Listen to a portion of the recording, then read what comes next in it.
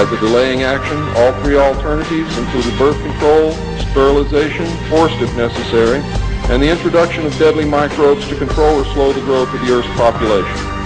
AIDS is only one result of these plans. There are others. It was decided, since the population must be reduced and controlled, that it would be in the best interest of the human race to rid ourselves of the undesirable elements of our society.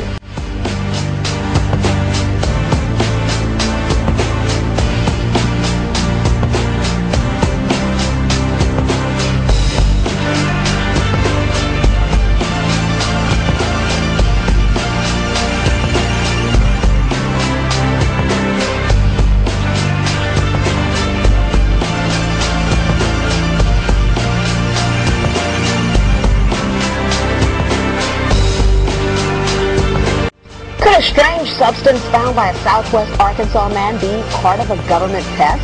Well, that's the question at the heart of a phenomenon called chemtrails, now getting widespread attention. Well, tonight, KSLA News 12 investigation reporter Jeff Farrell shows us the results of testing we had done about what's in our skies. It seemed like some mornings it was just crisscrossing the whole sky. It was just like a giant checkerboard. Bill Nichols snapped several photos of the strange clouds from his home in Stamps, Arkansas. They begin as normal contrails from a jet engine, but do not fade away like a normal contrail. Soon after, he saw particles in the air. Because we'd see it drop to the ground in a haze. Nichols then noticed the material collecting on the ground. This is water and stuff that I collected in bowls. I had it set out in my backyard on my dad's pickup truck. KSLA News 12 had the sample tested at a lab. The results? A high level of barium, 6.8 parts per million, more than 3 times the toxic level set by the EPA. Armed with these lab results about the high levels of barium found in our sample, we decided to contact the Louisiana Department of Environmental Quality. They told us that yes, these levels are very unusual, but at the same time they added the caveat that proving the source is a whole nother matter. Barium is a hallmark of other chemtrail testing, which even attracted attention from a Los Angeles TV station. There's already no shortage of unclassified weather modification programs by the government.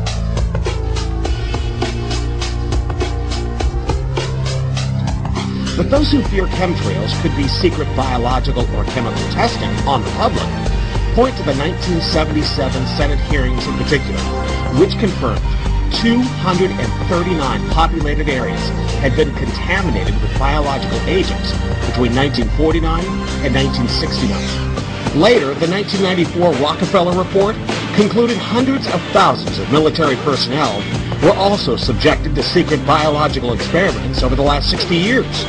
But could secret testing be underway yet again? I'd rather it be something inert and benign, something that's, not causing any damage, but I'd like to know what it is. KSLA News 12 discovered chemtrails are even mentioned by name in the initial draft of House Bill 2977 back in 2001 under the Space Preservation Act. But the military denies any such program exists. Jeff Farrell, KSLA News 12 reporting. And it turns out until 9 years ago, the government had the right under U.S. law to conduct secret testing on the American public under specific conditions. Only a public outcry repealed part of that law, with some exception.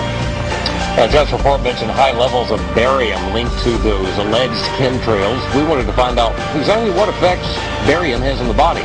We spoke with Mark Ryan, the director of the Poison Control Center. Ryan tells KSLA News 12 that short-term exposure can lead to anything from stomach to chest pains. Long-term exposure causes blood pressure problems. Ryan addressed concerns by chemtrail researchers that barium could be meant to wear down a person's immune system. Anything that causes ill effects in the body long-term, chronically, is going to affect your ability because it's constantly working on the body. So from that aspect, yeah, it's a potential. Ryan says he's conducted research on his own about secret government testing on the public, but he's still a bit skeptical about the alleged chemtrails, at least at the moment, because the Poison Control Center has seen no calls about exposure to barium.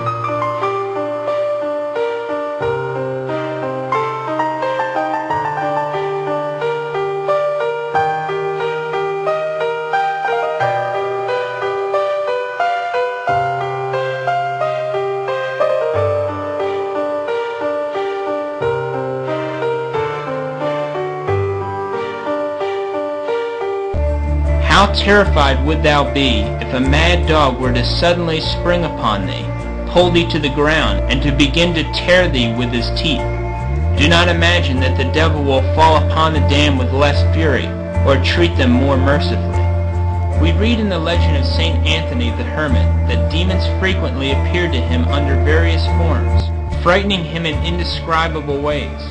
Sometimes they took the shape of wild beasts, lions, bears, dragons, or savage dogs.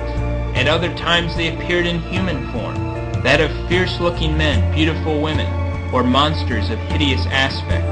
Sometimes they beat him and maltreated him so cruelly that they left him half dead. Sometimes they caused him such terror by their strange spectral apparitions that had not God and his angel guardian come to his aid, he would have expired. Now if they did this all to a man of saintly life, of whom they had no rightful power, what will they not do in hell to the ungodly sinners who are completely at their mercy? No one can imagine what new terrors and torments these spirits of hell will devise to harass the damned, and to pour out on them their devilish malice. Some console themselves with the thought, at any rate we will have our fellow men with us in hell, and no lack of them either. Beware how you delude yourselves with this false comfort. Every lost soul would far rather be alone in hell, were the option given him. And since on earth it is very terrible to be forced to live with an enemy, who does one all manner of harm, so it is no small affliction to be continually with thousands of people, all of whom they hate and detest from the bottom of their heart. Even thy father and mother, thy wife and children, thy brothers and sisters, thy friends and relatives, would then be thy declared enemies, and instead of showing thee any gratitude, would only seek to injure thee. Then it will be depart, depart, depart, depart.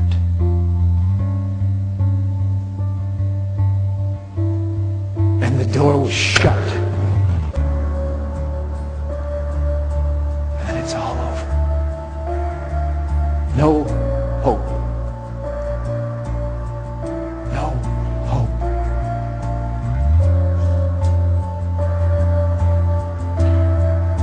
Eternity. Eternity will multiply your sufferings. No matter how great the pain, the thing that will constantly fill your mind is, it's forever. You'll wish to be annihilated. You'll wish to not exist anymore. I can see a few strong angels take each one of them by the arms and grab them and cast them into the lake of fire for all eternity. That one little break is over. That one little reprieve that they had from the flames and torment of hell is over. And now they know it's forever because God has just explained to them from the Bible that it's forever. And there they're going to languish forevermore. Look down at your Bible. It says, they were judged every man according to their works. Every wicked work, every ungodly thing that was said out of their mouth. In eternity, there is no hope. The souls in heaven do not need hope because they have God himself.